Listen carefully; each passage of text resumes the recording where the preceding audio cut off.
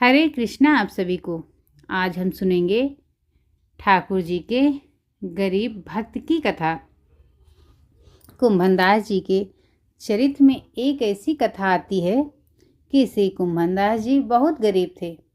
उनके घर में धन संपत्ति नहीं थी। ठाकुर जी साक्षात प्रकट होकर उनकी गोद में बैठ कर के खेलते थे। एक दिन ठाकुर जी उनकी गोद में बैठे थे और श्री कुंभनदास जी तिलक लगा रहे थे। तो कहते हैं कुंभनदास जी के घर में आरसी भी नहीं थी, शीशा भी नहीं था। कुंभनदास जी तिलक कैसे लगाते थे? दो उपाय करते थे। कुंभनदास जी कठौते में जल भर के रखते थे, उसमें अपना प्रतिबिंब देखते थे, जल के अंदर और प्रतिबिंब देख करके फिर तिलक लगाते थे। या फिर ठाकुर जी किसी दिन खेलते खेलते उनकी गोद में आ जाते और गोद में बैठकर ठाकुर जी से बताते, हाँ कुंभना, यहाँ से सीधे ले चल, अब यहाँ से नीचे घुमा दे, अब यहाँ से नेक ऊपर कर ले और बीच में कोने कर। अब ठाकुर जी तिलक लगवाते थे। कुंभनदास जी के चरित्र में ऐसा आता है। श्री कुंभनदास जी जब अपने खेत में हल जोतते थे तो ठाकुर जी ऐसी अपनी पीताम्बरी में अनाज आदि जो भी होता था वह लेकर स्वयं डालते हुए चलते थे कुंभनदास जी के साथ। पर कुंभनदास जी ने कभी ठाकुर जी से कोई याचना नहीं की। एक दिन की बात है, कुंभनदास जी अपने खेत में हल जोत रहे थे। ठाकुर जी पीछे ऐसे उड़ाते हुए सब बीजों को चल रहे थे। इतने में मंदिर का घंटा जोर जोर से बजने लगा तो कुंभनदास जी ने तुरंत हल छोड़ा, हाथ धोने लगे, पाँव में जल डालने लगे, मुख पोंछा और तुरंत मंदिर की ओर भागने लगे। ठाकुर जी बोले, ए कुंभना, कहाँ जा रहा है? जय जय, दर्शन को समय हो गया है, मंदिर जा रहा हूँ। बोले, तू कुंभना कैसा बावड़ा, मैं तेरे संग यहाँ खेत में खड़ा हूँ, तेरे संग हल जुतवा रहा हूँ और तू मंदिर में भाग रहा मेरे दर्शन को।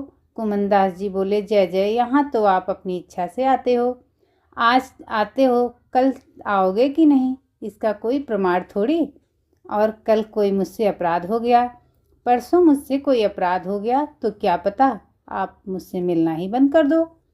पर मंदिर में तो मैं आचार्यों को ने बिठाया है, वहाँ से तो आप कहीं नहीं जाओगे, इसलिए मंदिर दर्शन में कभी नहीं छोड़ सकता, क्योंकि आप मेरे प्रेम से भले ही यहाँ आ जाओ, मंदिर में तो आप सदा ही विराजोगे, इसीलिए तो मैं वहीं दर्शन करूँगा।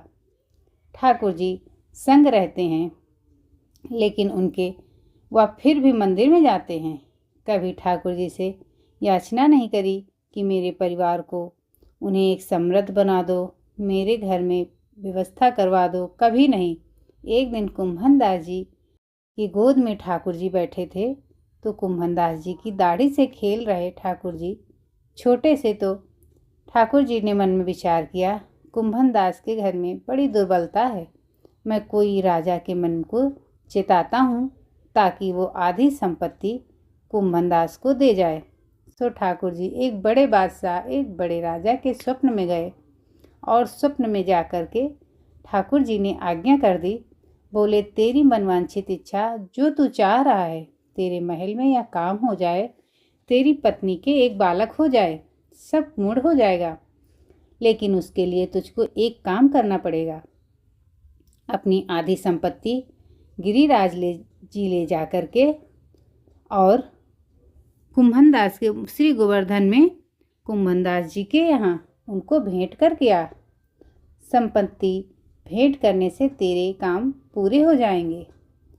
ठाकुर जी की आज्ञा मान करके वह राजा कुंभनदास जी के यहाँ गया और उस समय कुंभनदास जी की गोद में ठाकुर जी बैठे थे, खेल रहे थे कुंभनदास जी के संग। और ठाकुर जी कुंभनदास जी से कह रहे, कुंभना ठाकुर। कुंभनदास जी बोले, जय जय, बोलो। अरे सुनता हूँ, मुझे तो एक बात करनी है। हाँ जय जय, बोलो, क्या बात करनी है।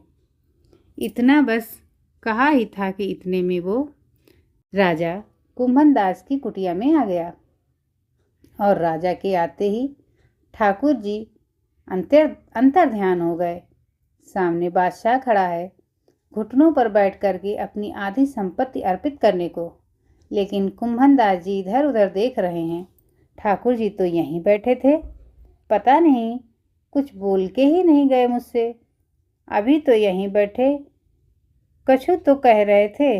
राजा ने चरणों में प्रणाम किया और बोले, भगवान, मैं आपको अपने घर पे अपनी सामग्री कुटिया में रखवा दूं? आज्ञा हो तो मैं आपको धन संपत्ति कुछ दान करने के लिए आया हूँ। नहीं भैया, ले जा। कुम्भनदास जी बोले, संपत्ति को कोई और में बांट दो, और कोई ना लेवे तो जमुना जी में बहाई दो। ऐसी संपत्ति को मैं क्या करूं? जाके मेरी कुटिया के द्वार पर आते ही ठाकुर जी भाग गए यहाँ से। ऐसी संपत्ति को मैं क्या करूं जहाँ से ठाकुर जी छोड़कर चले गए? घर के लोग चिल्ला रहे हैं, अरे कुम्भनदास, अरे कुम्भनदास जी, कुछ तो ले लो। आपकी भतीजी का ब्याह है और कुछ तो ले लो। उसका ब्याह करना है, घर की थोड़ी मरम्मत भी करनी है। ये सब कैसे होगा? रात में तो वर्षा हो जाती है तो रात भर सो भी नहीं पाते। हमारे घर में जल भर जाता है। अरे कुछ तो ले लो, कोई देने आया है। कुम्भनदास जी बोले, ऐसी संपत्ति नहीं लूँगा। जाके द्वार पे आते ही ठाकुर जी भाग गए। ले जा भैया, तेरे आगे हाथ जोड़ूं।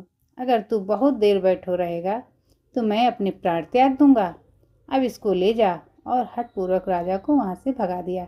राजा के जाते ही ठाकुर जी फिर से आ गए। कुम्भनाथ दौड़कर ठाकुर जी को गले से लगा लिया और बोले, नाथ, कहाँ चले गए थे आप?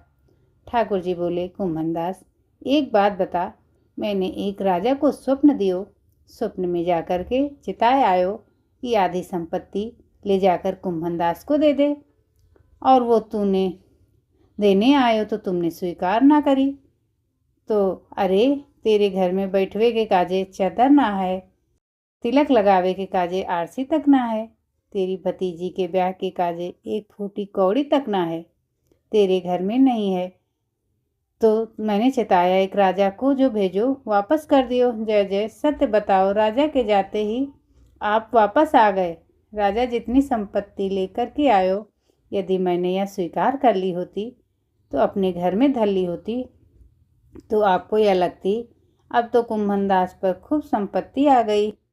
भैया अब ये तो अपना घर बना लेगा, सब काम कर लेगा, और आप जो गए थे वो आते ही नहीं लौटकर।